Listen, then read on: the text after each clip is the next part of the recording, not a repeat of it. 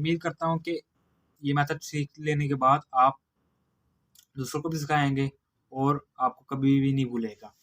अब फ़र्ज़ करते हैं कि दोनों को कोई नाम देते हैं। इस इक्वेशन का नाम मैं ए का दे देता हूँ और इस इक्वेशन का नाम बी का।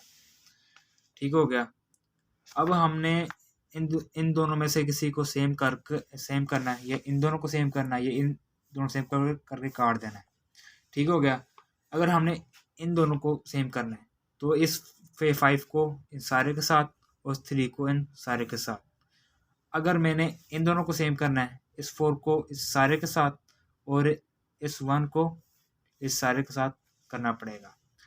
तो मैं इन दोनों को करता हूँ। पहले इक्वेशन उतार देता हूँ।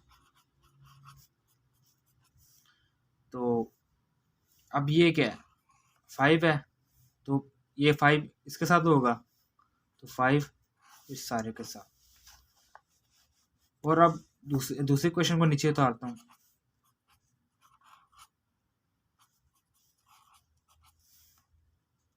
ये 3 इन सारे के साथ। अब ये इसके साथ हुआ 15x, अब इसके साथ 20y 35। ठीक हो गया? अब ये इसके साथ हुआ है 15x 3y और 81। अब ये दोनों प्लस हो रहे हैं या माइनस हो, तो हम क्या करेंगे, सब्ट्रैक्शन कर देंगे, माइनस करेंगे ताकि ये कट जाए। अब ये प्लस है तो माइनस मनफी करेंगे, तो अब ये माइनस का, अब प्लस का नहीं है, तो माइनस प्लस ये दोनों सेम है, कट गए। अब ये माइनस माइनस है तो माइनस 23y इज इक्वल, अब ये माइनस 46 बच गया। अब ये माइनस 23 है, अब ये माइनस है, ये ठीक है, तो ये 23 आ गया, तो ये माइनस का, और ये माइनस 46 आ गया। अब ये मल्टीप्लाई है, वहाँ जाके डिवाइड हो जाएगा, तो ये माइनस माइनस कट गया, तो ये 2 इसका 23 था 1 और 23 था 46, तो ये y का आ गया। अब y की कीमत हम इन दो इक्वेशन में से किसी एक में पुट करेंगे तो हमारा x का आंसर आ जाएगा। ठीक हो गया? तो मैं लिख देता हूँ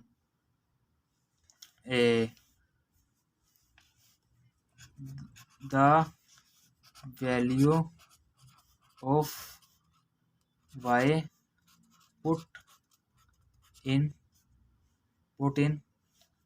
इक्वेशन ए। ठीक हो गया? अब y की कीमत क्या है, 2, तो हम y में पुट करके x का आंसर निकालेंगे। हमने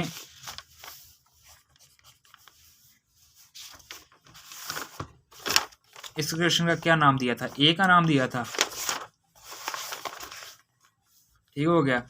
तो ये y की कीमत y में लगेगी, यानी कि 3x4। अब y है, y की जगह y किसके बराबर है, 2 के, तो यहाँ 2 लग गया, ये वैसे का वैसे एज इट इज आ गया। अब 3x 4 के साथ मल्टीप्लाई हुआ -8। अब ये दोनों कॉन्स्टेंट है, कॉन्स्टेंट के बाद जाएगा। अब ये -8 है तो वहाँ जाके प्लस हो जाएगा, तो ये प्लस हुआ तो 15 हो गया। अब ये मल्टीप्लाई हो रहा है, वहाँ जाके डिवाइड हो जाएगा 15 के साथ। 3 1 3, 3 5 15, x इक्वल 5। अब x इज इक्वल 5 और y इज इक्वल 2 है, जस्ट हमारा यही आंसर है। मैं आपको मज़ीद एक्सप्लेन करूँगा ताकि आपको हर तरह से आंसर मालूम हो। तब तक हमारा आंसर ठीक है, तो हम इसे थोड़ा मज़ीद एक्सप्लेन करते हैं ताकि आपको हर तरह से क्वेश्चन आए। अब हम इन दोनों को इक्वल करना है, तो इसका मतलब इसको इन सारे से मल्टीप्लाई करना है और इस 1 को इन सारे से मल्टीप्लाई करते हैं। तो हम लिखते हैं, ये फर्स्ट वाले को लिखते हैं, ठीक हो गया, ठीक हो गया। अब यहाँ क्या है 1, तो 1 इस सारे के साथ मल्टीप्लाई होगा। और सेकंड वाली को भी उतारते हैं, तो सेकंड वाली है तो ये 4 है, इन सारे के साथ मल्टीप्लाई हो जाएगा। अब ये इनके साथ हुआ 3x 4y = 7। अब ये इसके साथ हुआ 20x और ये इसके साथ हुआ 4y और ये इसके साथ हुआ 108, ठीक हो गया। अब ये दोनों सेम है, ठीक है, तो ये कट रहे हैं तो हम काट देते हैं। अब ये दोनों प्लस हो रहा है, ये भी x है ये भी है, प्लस हो रहा है, तो 23x = अब ये दोनों प्लस हो रहे हैं तो 115। अब ये मल्टीप्लाई हो रहा है, वहाँ जाके डिवाइड हो जाएगा।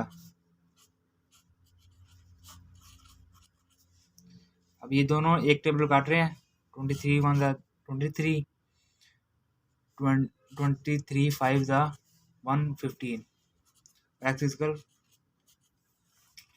5 आ गया, ठीक हो गया। तो अब x की कीमत को हम इन दोनों में से किसी एक इक्वेशन में पुट करेंगे तो हमारा जस्ट आंसर आ जाएगा। अब इस इक्वेशन में 1 हम इक्वेशन लिख लेते हैं, 3x - 4y = 7।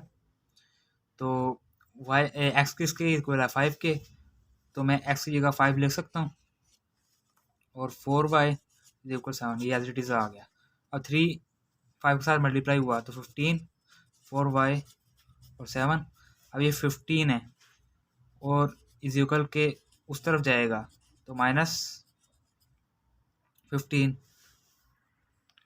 अब -15 में से +7 निकाले तो हमारे पास -4y = -8 बच गया, ठीक हो गया।